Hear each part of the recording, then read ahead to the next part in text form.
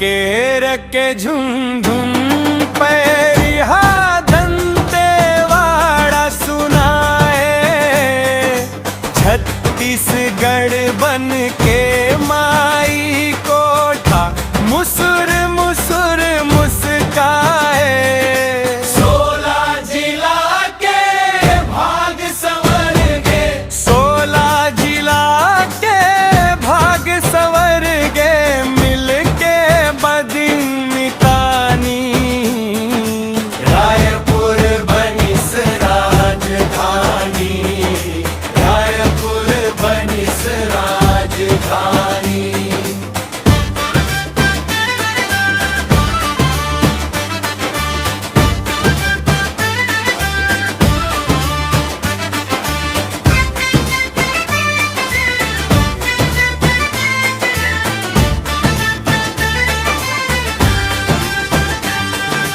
खुशी के बाजे ढोल नगाड़ा, जम्मो आरा पारा।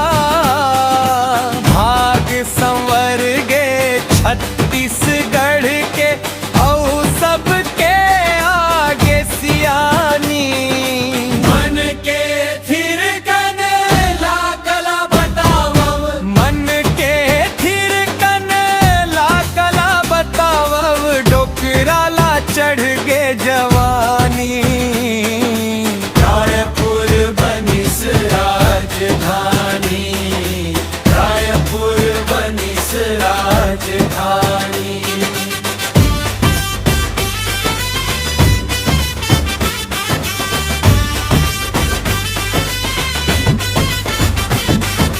मोरे अंगना के मोंगरा महके महके चार दुआरी।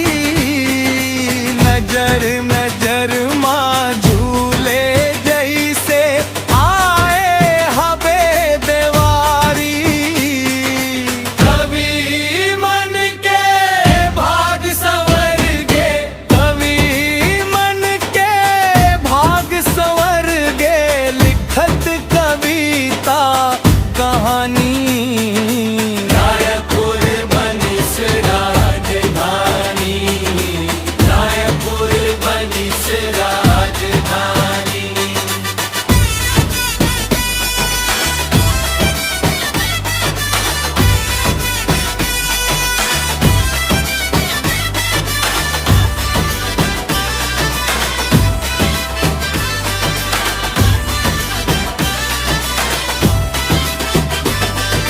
करिया बादर गरजे घुमरे, झम झम बरसे पानी।